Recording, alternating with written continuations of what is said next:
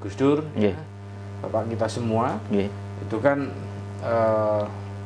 membuat pesantren itu sebagai epicentrum of social change, epicentrum perubahan sosial masyarakat dengan cara yang sistematis begitu. Kerjasama dengan P3ES, kemudian ada P3M, ya kan, kerjasama dengan seberapa banyak para nahdiyin ini yang menyekolahkan anaknya ke ma'arif. Ya, betul. Ya kan. Ya.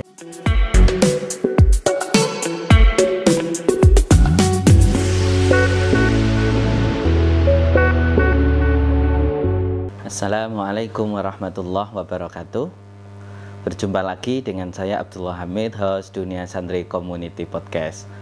Pada kesempatan hari ini kita bertamu kehadiran tamu istimewa, yaitu Gus Rozin atau lengkapnya Kiai Haji Abdul Ghaffar Rozin. Assalamualaikum Gus. Waalaikumsalam. Gimana kabarnya Gus? Baik sekali. Sepertinya seger Kang Hamid. Seger ya, alhamdulillah. Di tengah kesibukan Gus Rozin yang luar biasa, alhamdulillah beliau meluangkan waktu untuk berdiskusi, jagong-jagong nyantai pada kesempatan hari ini. Gus, jadi kalau saya tanya seseorang tentang Gus Rozin satu kata, siapa sih Gus Rozin? Ada yang mengatakan seorang rektor, pengasuh pesantren, seorang ayah, seorang suami, seorang manajerial, seorang pengusaha. Kira-kira apa sih yang identik dengan Gus Rozin itu? Kalau secara Gus Rozin sendiri itu apa, Gus? Yang paling ideal bagi saya, yang saya angankan, atau saya lebih suka, itu disebut sebagai pengasuh. Tapi saya malu itu sebagai pengasuh. Pengasuh Pondok Pesantren Maslakul Huda, Gus. Yeah. Oke, Gus. Mungkin apa sih, Gus, yang perlu dimiliki seorang pengasuh yang syarat rukun lah menjadi seorang pengasuh itu apa, Gus, yang menurut jenengan? Ya itu tadi saya Mas Dul. Saya sebetulnya pengen mengaku bahwa saya seorang pengasuh, tapi saya malu karena syarat utama yang dimiliki oleh seorang pengasuh itu waktu yang cukup untuk bagi santri-santrinya. Tapi tidak demikian bagi saya. Saya cukup jarang bertemu dengan santri. Bagaimana cara Gus Rozin membuat sistem ya? Bagaimana tetap sistem di dalam pesantren jalan, kurikulumnya jalan, walaupun dengan sebanyak sekali kegiatan Gus Rozin di bidang organisasi. Gus Rozin kan sekarang diamanai juga sebagai Ketua Majelis Masyayikh, kemudian di PBNU, di MUI. Bagaimana Gus cara membuat sistem, Gus? Ya, pertanyaan yang sangat penting. Bagi saya ketika saya terlibat di dalam sebuah organisasi, itu yang paling utama dan pertama-tama kita lakukan adalah meletakkan dasar-dasar platform. Ya, platformnya, visinya harus sama. Ya, di dalam sebuah organisasi, misalnya ya saya tahun 2008 itu menjadi ketua Staimafa dulu. Staimafa, Sekolah Tinggi Agama Islam Matail Falah. Ya, itu mungkin yang paling lama kita melakukan pembangunan dan sekaligus transformasi. Dan dari nol, Gus. Dari nol. Karena kita membangun visi, membangun platform sekaligus memastikan bahwa semua yang ada di situ itu mempunyai satu platform. Berjalan. Kalau semuanya sudah ada di dalam platform yang sama, visi yang sama, ya maka kemudian kita tinggal langkah yang kedua, yaitu melakukan distribusi kepemimpinan. Ya, ketika distribusi kepemimpinan itu sudah dilakukan, ya hal-hal yang sifatnya rutin, itu bisa didelegasikan. Ya maka kemudian saya kira kita mempunyai kemungkinan dan ada waktu untuk difokuskan kepada khidmah yang lain. Gitu. Kalau di pesantren saya kira kalau platform pesantren ini kan relatif tidak berubah. Betul. Dari waktu ke waktu. Ibaratnya algoritmanya sudah bisa dibaca. Betul. Orang masuk pesantren, para asatidz yang bergabung di pesantren itu kan sudah akan menyesuaikan diri dengan platform yang sudah established di pesantren itu. Begitu. Visinya juga begitu ya. Jadi kalau di pesantren itu saya kira lebih mudah begitu. Jadi seorang ulama sekarang, terutama kalau Kiai Sahal yang kita kenal kan punya tagline yang namanya menjadi baik itu mudah ya, Gus. Karena dengan diam sudah terlihat seorang yang baik, tapi yang susah kan menjadi bermanfaat. Betul. Karena membuktikan perjuangan. Apakah itu menjadi motivasi Gus Rozin dalam berkhidmat itu? Betul. Kalau kita pengen menjadi baik saja, ya di rumah saja sudah sangat cukup. Cukup, sudah sangat cukup ya. Kalau bermanfaat ya, saya kira kalau manfaat kita ya, pertama-tama itu dirasakan oleh orang-orang yang di sekitar kita, itu lebih dari cukup. Tapi lebih baik lagi jika semakin jauh manfaat ini dan semakin abadi manfaat ini. Ya kan? Maka kemudian juga kemanfaatan kita di berbagai organisasi itu juga menunjukkan bahwa kita berkhidmah dan berikhtiar sekaligus agar manfaat apa yang kita lakukan itu itu berputar begitu kan ya, jariah ya. Betul ya, mengalir terus sunatan ya, hasanatan itu ya, dan mengalir jauh begitu maksudnya ya, semakin banyak yang memperoleh manfaat walaupun tidak langsung ya, begitu kan, tidak langsung, tidak jangka pendek. Nah, saya kira itu menjadi jariah kita. Itu yang menjadi spirit Gus Rozin dengan segala banyak sekali amanah, tapi tetap berkhidmah baik di majelis masyayikh ya Gus ya. Mungkin sedikit sepil Gus tentang majelis masyayikh. Mungkin banyak teman-teman yang belum tahu apa itu makhluk sejenis majelis masyayikh Gus. Itu namanya menakutkan. Namanya menakutkan. Satu masyayikh ya, masyayikh itu kan orang yang sudah sudah atau syekh itu orang yang sudah ditempatkan kepada posisi tertentu begitu. Tapi tidak demikian dengan nama majelis masyayikh yang dilaksanakan sebagai amanah dari Undang-Undang Pesantren. Undang-Undang nomor 18 tahun 2019. Ya, itu karena majelis masyayikh di situ itu mengemban amanah sebagai lembaga penjamin mutu pesantren, yang mengantarai kita berada di posisi di tengah-tengah antara pemerintah dan pesantren. Oke. Kita tahu kan pesantren sangat independen ya. Yes, berarti menjadi saya mediator ya. Memediasi dalam konteks pelaksanaan mutu di pesantren. Ya, begitu. Ya. Penjamin mutu ya. Penjamin mutu. Oke. Gus, untuk undang-undang pesantren sendiri kan saya lihat mengikuti Gus ini dari lama kan juga ikut mempunyai peran yang lebih Gus. Kira-kira fungsi pesantren kan kita tahu ya Gus, tidak hanya sebagai lembaga pendidikan dan pengajaran saja ya Gus. Untuk undang-undang pesantren mungkin bisa ceritakan Gus, sekarang fungsi pesantren itu seperti apa sih Gus? Ya, sebetulnya undang-undang pesantren ya, dalam hari ini fungsi pesantren itu tidak ada hal yang baru. Hanya merevitalisasi beberapa hal yang sejak dulu sudah dilakukan oleh pesantren sebetulnya. Yaitu 3 ya. Pesantren sebagai fungsi pendidikan. Fungsi pendidikan kita tahu lah, itu nggak usah dijelaskan. Sudah. Kedua, fungsi dakwah. Ya. Fungsi dakwah ini juga kita nggak perlu menjelaskan banyak sebetulnya, karena pesantren itu adalah sentra-sentra dakwah. Ya kan? Dakwah moderat lah ya guys ya. Iya, dakwah apapun. Ya. Dakwah tentang moderasi, dakwah soal keislaman, bahkan dakwah soal ekonomi, dakwah soal kemandirian ya. Itu kan di pesantren. Ini berkaitan dengan fungsi yang ketiga, yakni fungsi sebagai pesantren sebagai pemberdayaan masyarakat ya. Karena saya pikir dulu pesantren itu mempunyai fungsi yang sangat taktis begitu. Ketika sebuah pesantren muncul di sebuah daerah, ya maka kemudian dia membuat perubahan terhadap masyarakat yang ada di sekitarnya. Minimal memberikan manfaat.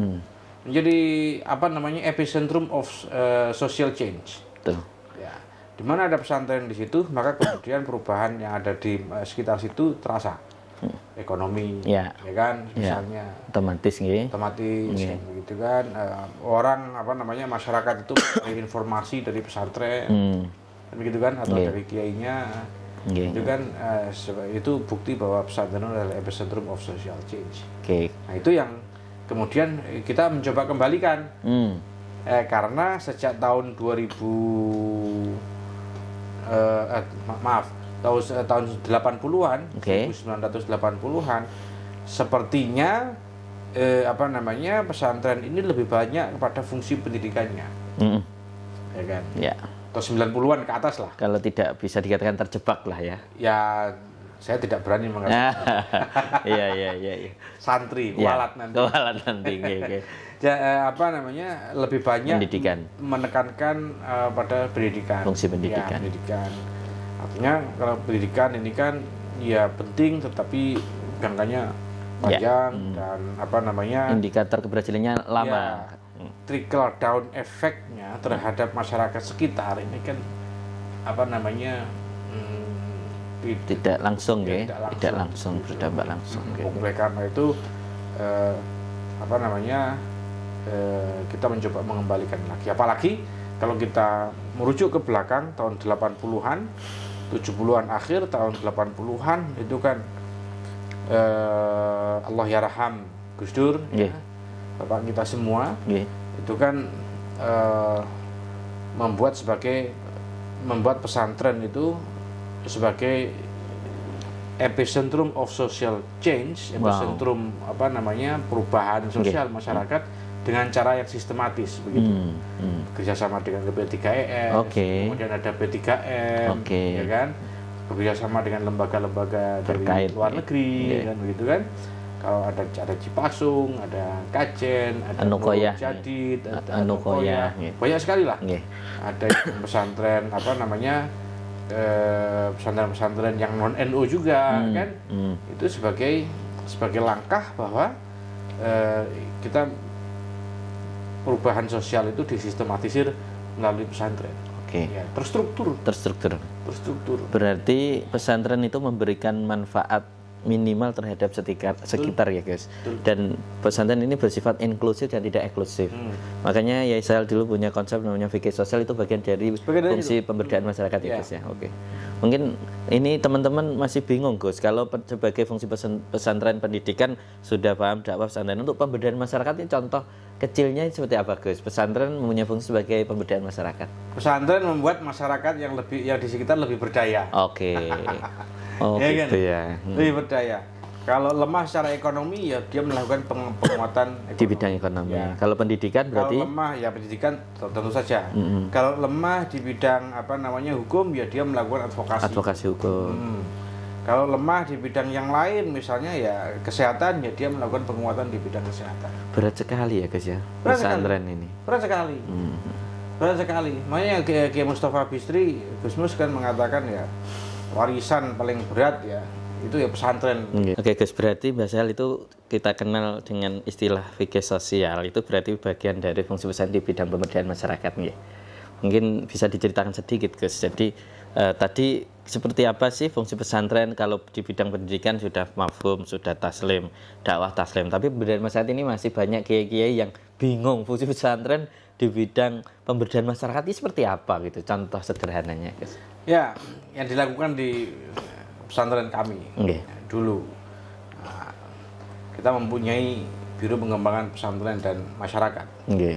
Ya, kebetulan yang ada fokus di pesantren kami setelah dilakukan assessment itu adalah pemberdayaan masyarakat di bidang ekonomi yang paling cocok ya, di sini. Kita melakukan pelatihan ya, teknologi tepat guna, pelatihan manajemen, pelatihan keuangan bagi industri-industri kecil yang ada di sekitar kita, mulai kerupuk, ternak bebek, dan pertanian, yang lain-lain. Sesuai dengan kearifan lokal masyarakat ya. Sesuai dengan apa yang ada di situ. Kita tidak mencoba membuat sesuatu yang baru, tetapi memberdayakan apa yang sudah ada. Berarti tidak hanya memberikan ikan, tapi memberikan kail ya Gus. Betul. Jadi misalnya ada sebuah kelompok masyarakat, dia kerupuk. Bagaimana kerupuk ini mereka bisa memproduksi dengan lebih cepat dan lebih baik, begitu. Kemudian tidak hanya itu, mereka diberikan latihan soal pengelolaan keuangannya. Tidak hanya di situ, mereka diberikan akses terhadap lembaga keuangan, ya, sehingga bagaimanapun sepanjang tahun mereka bisa berproduksi, ya, tanpa menunggu pada waktu tertentu, ya, kendala modal terutama, kan begitu, kendala operasional tidak, begitu, sehingga produksi mereka bisa berlipat ganda. Itu misalnya ada satu kelompok, ya, kelompok kerupuk misalnya. atau kelompok sapi misalnya kan, pengembangan sapi itu dibikin kelompok-kelompok. Kelompok-kelompok. Pesantren setelah melakukan pelatihan, setelah memperkenalkan teknologi tepat guna yang sederhana, murah, yang ada di sekitar kita yang bisa dilakukan sampai sekarang, kemudian memberikan akses terhadap keuangan. Ya, mereka diberikan modal. Tapi modal ini tidak hibah karena tidak mendidik. Kita melakukan apa yang disebut sebagai revolving fund, dana bergulir. Ya, mereka diberikan pinjaman, mereka mengembalikan secara bertahap, kemudian dana yang dikumpulkan dari mereka dialihkan kepada kelompok yang lain. Berarti terus gitu ya, terus akumulasi bergulir, semakin bergulir gitu. Ini ternyata sangat bermanfaat pada waktu itu. Nah, ini yang disebut sebagai pesantren itu bisa menjadi daya ungkit ya bagi perekonomian masyarakat yang ada di sekitar. Oke Gus, itu beberapa yang pertanyaan dari masyarakat. Kemudian Gus, sekarang ini fenomena ya Gus. Biasanya kalau mau hari-hari raya, baik raya Idul Fitri atau Idul Adha itu kan banyak sekali para gus-gus yang memamerkan ya sarung mahal dengan tiga huruf itu. Tapi di sisi lain banyak sekali kiai-kiai kampung yang beli sarung aja belum tentu kuat. Itu dulu kan program zaman Gus Rojen jadi ketua RM itu kan punya untuk guru ngaji itu loh Gus. Mungkin bisa diceritakan itu gimana Gus? Itu benar-benar banyak terharu Gus dengan program yang pernah jenengan selaku ketua RM PBNU itu punya kado untuk guru ngaji. Mungkin bisa sedikit cerita Gus terkait dengan itu. Itu kalau tidak salah kan pada waktu Covid kan ya. Betul. Saya sudah lupa punya program itu. Itu sangat berkesan Gus untuk teman-teman kiai-kiai di kampung itu. Ya, jadi Covid itu adalah hantaman yang luar biasa bagi pesantren. Ya, sekedar menyuplik saja selama 1,5 tahun pandemi atau hampir 2 tahun pandemi itu kita kehilangan 860-an kiai. 860, Masya Allah. Kiai pengasuh pesantren, belum termasuk kiai langgar, belum termasuk kiai kampung, belum termasuk yang tidak terdeteksi. Itu kita kehilangan 860 lebih pesantren ya, kiai. Nah, tidak hanya kehilangan yang sangat besar itu aset yang sangat besar kalau kita ngomong soal aset, kiai lebih daripada aset. Pada waktu itu juga guru-guru ngaji itu tidak bisa melakukan wazifahnya. Semuanya terbatas. Karena ada pembatasan pemerintah. Ya, ada social distancing, macam-macam itu. Sedangkan kayak guru-guru ngaji, kayak kampung itu juga tidak semuanya bisa memanfaatkan perangkat modern seperti gadget untuk ngaji. Kalaupun ada juga kita tahu tidak efektif. Mereka juga tidak bisa melakukan hal-hal yang berkaitan dengan ma'isyah mereka. Income mereka. Bekerja lah Maka kemudian pada waktu pandemi itu, terutama guru-guru ngaji di tingkat kampung itu mengalami penurunan pendapatan yang tajam. Pokoknya semua profesi yang berhadapan langsung berbasis tatap muka kan mengalami perubahan. Oleh karena itu kita mempunyai keperhatian bagaimana soal guru-guru ini. Maka kemudian kita menghimpun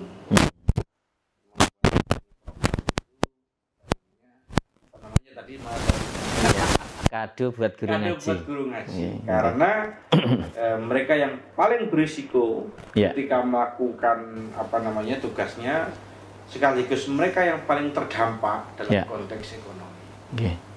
Dan RMI hadir ke sana ya Gus. RMI harus hadir ke sana. Hal yang semacam itu kita RMI, Nahdlatul Ulama, pesantren harus hadir. Ada ujaran mengatakan Gus bahwa Nahdlatul Ulama adalah pesantren besar. Dan pesantren ini tidak akan Nahdlatul Ulama kecil. Itu gimana Gus menurut Anda Gus? Saya sepakat. Sepakat nggih? Backbone.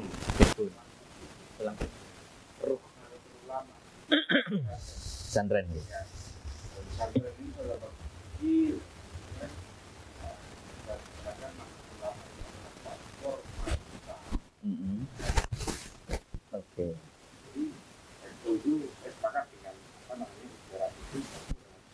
besar, pesantren adalah NU kecil. Begitu. Karena itu saya kira kalau kita ingin membesarkan NU, ya jangan dilupakan bahwa kita harus membesarkan pesantren gitu ya. Berarti ini mungkin yang menjadi alasan Gus Razin saat ini dikasih apa ya, dawuh para kiai-kiai untuk menuju Nahdlatul Ulama Jawa Tengah. Apa itu bagian dari salah satu motivasi Gus Razin untuk itu? Bagian dari perkhidmatan kita. Ya, perkhidmatan kita bahwa apa namanya, antara pesantren dan NU itu perlu ada sebuah apa namanya komunikasi yang advance dalam bahasa sekarang ya, atau bridging yang apa namanya, yang luar biasa besar, yang menjembatani antara pesantren dan Nahdlatul Ulama. Dan saya kira dalam konteks Jawa Tengah kita merasakan ada keterpanggilan. Ya, Jawa Tengah itu adalah NU terbesar kedua di Indonesia, setelah Jawa Timur. Ya, di Indonesia. Dan kedua itu berarti ya berarti kedua segalanya. Betul. Tidak hanya kedua, kalau sekarang kan kedua dari sisi jumlah. Tapi juga semestinya kita kedua dari sisi segalanya. Dari sisi akses terhadap isu. Dari sisi tata hubungan antara apa namanya NU dengan eksternal. Lembaga pemerintah, kemudian lembaga-lembaga yang lain, itu apa namanya, harus keterkuat kedua juga, gitu. Posisi tawarnya kedua. Gitu. Dan yang lebih penting lagi, saya kira pengelolaan sumber daya, pengelolaan resources ini ya harus bisa menjadi yang kedua juga, ya setelah Jawa Timur. Yang apa namanya, saya kira adalah potensi luar biasa di Jawa Tengah yang bisa kita lakukan bersama-sama. Gus Razin mengangkat tagline yang menurut saya menarik ya Gus ya, berkhidmat bermartabat. Mungkin bisa diceritakan sedikit Gus, arti atau makna filosofi atau makna sederhananya itu berkhidmat bermartabat itu seperti apa Gus? Saya ingin kita kembali lagi bahwa kita semua ber-NU itu untuk berkhidmat. Untuk berkhidmat.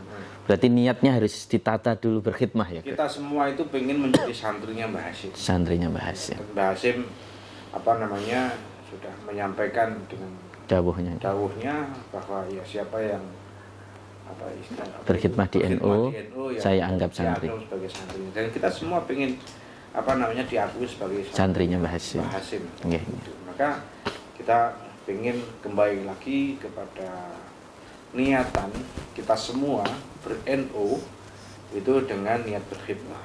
Gitu. Berkhidmahnya, orang berkhidmah bisa dengan cara apa saja, ya kan begitu. Saya bisa berakrobat sana sini secara politik, saya bisa berakrobat apa namanya secara tidak halal secara ekonomi, tapi kan konteks khidmah tidak. Proses itu juga tidak harus kita perhatikan. Maka kemudian berkhidmah itu juga dengan cara yang bermartabat. Ya, martabat bagi NU, marwah bagi NU itu apa namanya menjadi sangat penting, karena saya kira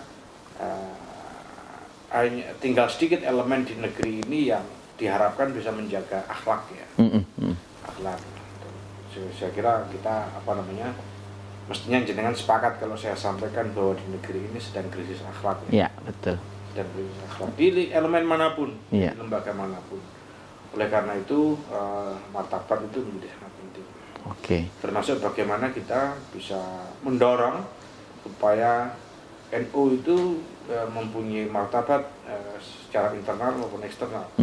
Di hadapan warganya sendiri, di hadapan Nahdien, kemudian NU itu mempunyai martabat, apalagi keluar. Apalagi di luar. Ya, dengan apa namanya saya sebut tadi itu, misalnya di hadapan pemerintah, itu kan di hadapan elemen-elemen yang lain, elemen politik, ya kita harus mempunyai martabat.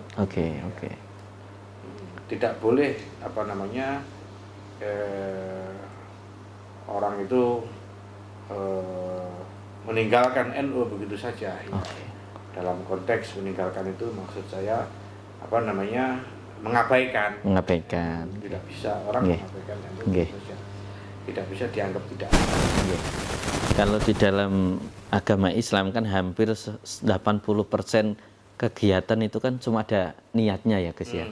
Makanya menurut jenengan niat berkhidmah ini menjadi penting ya Gus ya. Iya, berkhidmah menjadi penting karena kata Said Muhammad juga kepandian bisa kita peroleh dengan membaca, tapi keberkahan hanya bisa kita dapatkan dari berkhidmah. Betul. Itu bagian dari spirit yang jenengan angkat ya Gus ya. Betul.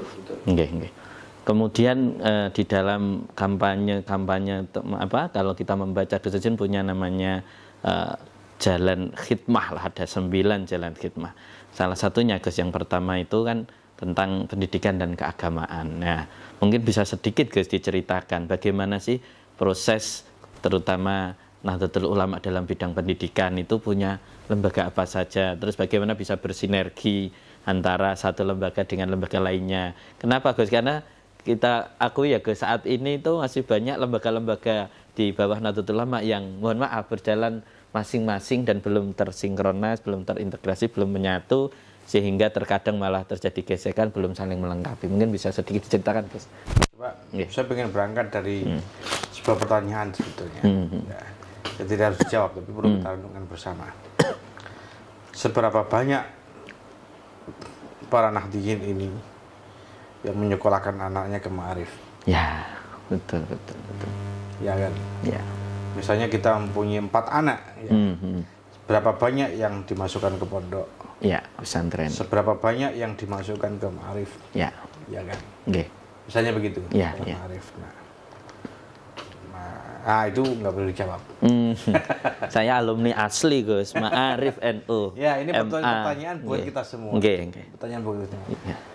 Tapi juga pertanyaan itu memunculkan pertanyaan selanjutnya. Karena masyarakat NU sekarang ini sudah banyak masuk kategori kelas menengah. Ya. Kelas menengah yang secara ekonomi. Masuk kelas menengah. Kelas menengah itu mempunyai tuntutan baru. Ya. Nah, sejauh mana sekolah-sekolah kita memenuhi keinginan. Ya. Apa namanya? Yang macam-macam. Ya. Kelas menengah baru itu selalu menjadi penuntut baru. Ya, penuntut baru. OKB, orang kaya baru. Demanding. Ya. Mereka orang-orang yang demanding. Nah, itu kan. Itu baru sekolah. Di pesantren juga ya. Orang-orang sekarang itu kalau lihat pesantren itu nggak mau dia mau apa namanya lihat pesantren, mau survei, disurvei. itu nama yang nggak pernah kita kenal sebetulnya. Betul. Itu yang dulu oleh abah saya dilarang. Ini kita cerita ya. Saya dulu mau mondok. Mau mondok kemana? Terserah. Ya wis, delok diniati delok wong ngaji. Jangan pernah diniati survei karena kalau survei itu selalu membandingkan. Kita tidak boleh membandingkan kiai-kiai. Gitu kan. Itu yang kita pegang. Nggak boleh kita melakukan survei. Survei. Nah, apalagi kalau surveinya itu hanya soal fisik. Nah, kan begitu kan. Nah, orang sekarang gitu. Orang sekarang nggak bisa gitu. Mau survei pondok. Ya apa ini? Betul. Nah, berarti niatnya melihat orang ngaji bukan untuk survei atau membandingkan. Ini highlightnya ya. Ya begitu. Itu tak pegangin sampai sekarang. Nah, seberapa banyak kemudian para santri-santri para orang NU ini yang menyekolahkan anaknya di Ma'arif atau Nah, mereka punya alasan. Ya, kita kan pengen sekolah yang bagus, kita pengen sekolah yang mempunyai prestasi, gitu kan. Yang paling tidak performanya. Nah, ini yang mau kita sentuh sebetulnya. Kita jangan mempertanyakan soal ideologi aswaja pada sekolah-sekolah Ma'arif. Kita jangan mempertanyakan soal NKRI di sekolah-sekolah Ma'arif. Sudah selesai. Hatam. Ya. Polesannya yang saya kira belum. Ya kan.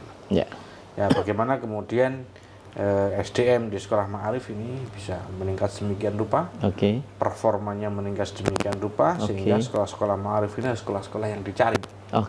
Begitu. Tidak harus sekolah unggulan tetapi sekolah yang dicari, sekolah yang bisa memenuhi kebutuhan masyarakatnya. Terutama kelas yang menengah baru tadi ya guys. Nahdliyin menengah baru. Sekaligus bahwa harus tetap murah. Menjadi penting ya guys. Ini penting. menjadi penting. Sebagaimanapun, walaupun kelas kita lebih sudah banyak yang masuk kelas menengah, tetapi kita harus mempunyai prinsip bahwa yang namanya pendidikan itu tidak boleh menjadi kapitalis. Yes, harus bisa diakses oleh semua orang. Diakses untuk semua orang. Oke. Ya kan? Tetapi bisa diakses oleh semua orang. Murah itu tidak berarti buruk. Ya. Nggih. Tidak serta-merta yang mahal itu bagus ya, Gus ya. Ya. Dan saya kira ini tidak berlaku soal ada harga, ada rupa. Ya. Oke, menarik. Berarti bagaimana nanti kalau memang Gus Rodzin diamanai, bagaimana kita menjadi NU Jateng 1 itu bagaimana kita dalam tanda kutip Ma'arif menjadi sekolahan yang bisa dibanggakan dalam tanda ketik. Sekolahnya perform, sekolahnya perform, SDM-nya perform, mandiri, kemandirian ini. Saya kira sangat penting. Karena itu menentukan terkait tentang akses tadi biaya ya Gus ya. Kalau tidak mandiri kan agak tadi ya Gus mahal dan nanti NU tidak bisa mengakses malah ya Gus. Menjadi sekolah elit ya Gus. Kemudian selanjutnya Gus, akhir-akhir ini kita masih dilanjutkan ya. Iya. Dilanjut dulu. Akhir-akhir ini soal pendidikan ini kan sangat penting. Ya, saya kebetulan beberapa minggu yang lalu itu masuk ke salah satu boarding school Gus di Malang Batu sana. Itu secara infrastruktur luar biasa. Nah, itu ternyata sangat mahal Gus. Untuk masuk ke sana itu masuknya saja sekitar 60 sampai 80 juta. Itu murah itu termasuk murah ya, Gus? Sekali masuk 100 di atas 100. Ada ya, Gus? Ada. Masya Allah. Terus saya mikir, waduh kalau seperti ini, kalau mungkin warga Nahdliyin yang secara ekonomi terbatas kan nggak mungkin bisa menyekolahkan di sini. Mungkin bagaimana Gus trik jenengan gimana sih caranya bisa membentuk sebuah sekolahan yang berkualitas tapi tetap terjangkau? Mandiri ya kata kuncinya. Mandiri ya. Kita sekarang ada BOS, ada dana-dana lain dari pemerintah ya. Saya kira itu sifatnya supplementary. Oke. Pendukung. Untuk yang menjadi sumber utamanya, Gus? Sumber utamanya kemandirian mereka. Kemandirian ya. Ya kita jenengan tentu sudah kenal sosiopreneur, edupreneur, dan yang lain-lain kan begitu kan. Itu yang bisa yang bisa kita olah kan. Kita maksimalkan di madrasah-madrasah kita ya. Dimulai dari mental building. Oke. Pada semua SDM yang ada di Ma'arif. Di sekolah-sekolah kita. Begitu. Itu baru kita bicara soal sekolah. Kalau kita bicara soal pesantren lain lagi. Pesantren, tadi kita sudah bicara soal undang-undang. Tetapi sejauh mana pesantren itu sekarang siap untuk mengakses manfaat yang dibawa undang-undang itu? Saya kira masih minim banget. Minim banget. Gus Rodzin kemarin pas di Lamongan cerita tentang sekarang untuk pesantren itu minim rekognisi ya Gus ya. Itu mungkin bisa diceritakan kembali Gus. Apa yang jenengan ceritakan? Undang-undang pesantren ini secara garis besar membawa 4 manfaat bagi kita. Oke, yang pertama? Yang pertama adalah rekognisi. Rekognisi itu pengakuan terhadap pesantren. Yang paling utama, rekognisi itu pun ada banyak ya. Cara belajar kita itu diakui oleh negara. Cara pengelolaan pesantren dengan pola kepengasuhan, ya kan itu diakui oleh negara. Sistemnya diakui oleh negara. Dan terutama lulusannya. Wajib diakui oleh negara. Ini wajib ini. Yang pertama ini yang saya kira paling penting yang tetapi sayangnya kata rekognisi ini banyak ditinggalkan di perda-perda pesantren. Padahal itu yang paling kunci. Core of the core-nya. Core-nya of the core tidak rekognisi ya. Core of the core dari undang-undang pesantren itu ada pada rekognisi pengakuan. Karena ini menyangkut sustainability, keberlangsungan pesantren, bukan pesantren, lulusan pesantren. Itu yang tidak banyak. Saya melihat perda-perda yang masuk diinventarisir oleh Majelis Masyayikh itu lebih banyak menekankan kepada fasilitasi dan afirmasi. Fasilitasi dan afirmasi. Fasilitasi dan afirmasi. Dan memang fasilitasi dan afirmasi ini kan lebih cantik bagi para pengusung perda, kawan-kawan di apa namanya di DPRD, gitu kan, lebih seksi lah ya, lebih seksi daripada afirmasi, rekognisi. Itu yang pertama. Yang kedua adalah apa namanya kewajiban bagi pemerintah daerah maupun pusat untuk membantu pesantren. Bisa jadi bahan kampanye lah istilahnya. Melalui APBN, APBD. Ya. Ini juga diatur melalui perda. Dan saya harus bilang Mas Hamid, ini kita highlight bahwa Jawa Tengah ini adalah satu-satunya provinsi di Pulau Jawa yang belum memiliki perda pesantren. Wow. Padahal Jawa Timur sudah, Jawa Barat sudah ya.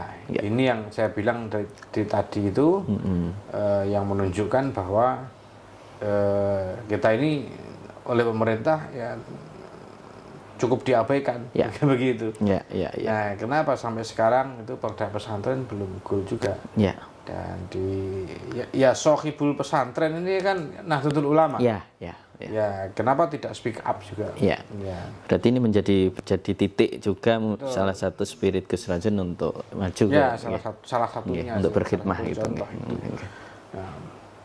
Nah, saya kira apa namanya itu yang menjadi titik poin kita, hal-hal yang sangat penting. Di samping juga undang-undang pesantren yang ketiga itu adalah apa namanya amanah besar untuk menyisihkan dana maksimal 20% dari dana abadi pendidikan untuk pengembangan SDM pesantren. Cukup besar. 20%. Kalau dana abadi pendidikan yang dikelola LPDP Kemenkeu, ya 77 atau berapa triliun itu kan, berarti 20%-nya maksimal. Itu apa namanya akan menjadi dana abadinya pesantren. Wow. Itu. Dan yang keempat tentu soal apa namanya amanah penjaminan mutu melalui majelis masyayikh. Saya kira 4 itu yang penting, prioritas dalam dunia pendidikan dan dunia pendidikan keagamaan. Nah, dan seberapa banyak sekarang apa namanya pesantren-pesantren di lingkungan kita yang mempersiapkan dirinya untuk bisa mengambil manfaat ini? Betul. Belum banyak. Maka kemudian harus diorganisir secara sistematis, masif dan terstruktur. Masuk. Melalui organ RMI saja saya kira kurang kuat.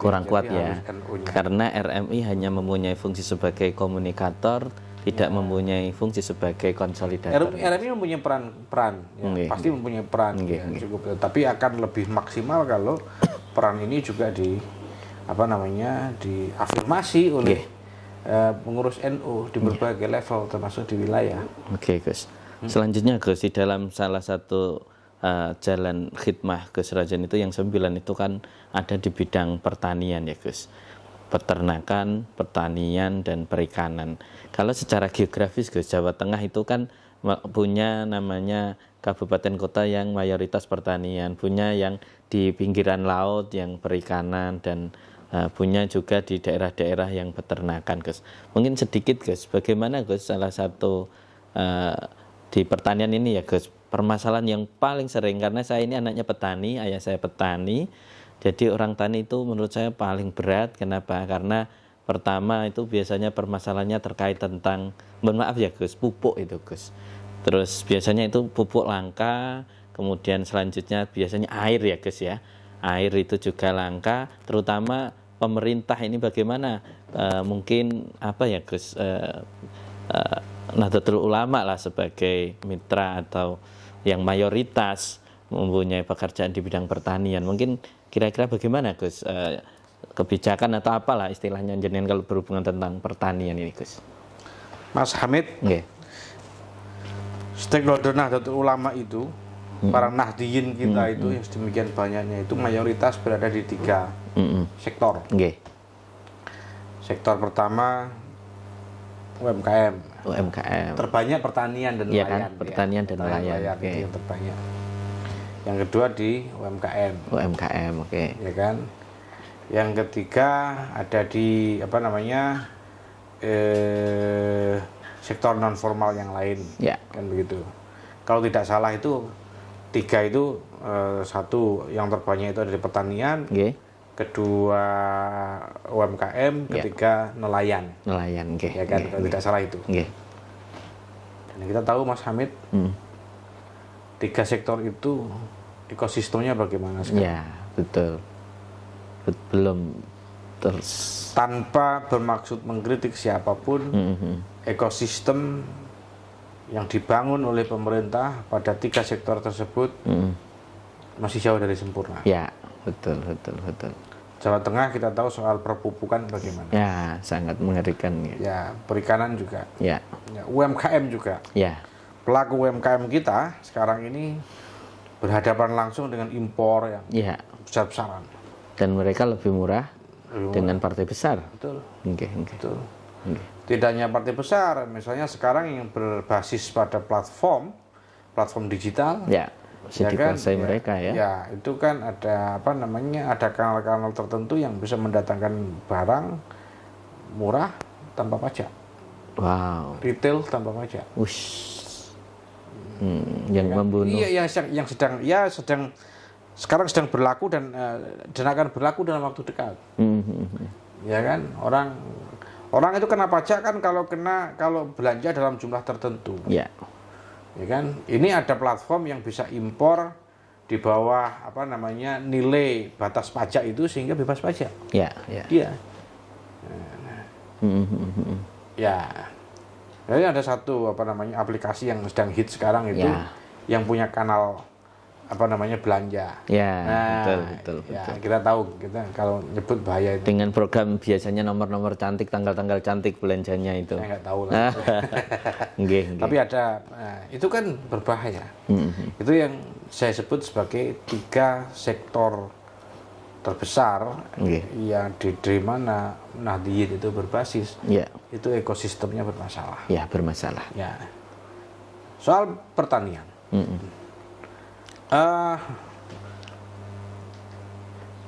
Ya Jawa Tengah memang belum adanya kesadaran warga NU terkait tentang dan terjebak kata mahal, Gus. Kalau ke lembaga layanan kesehatan, kalau yang lengkap itu mahal.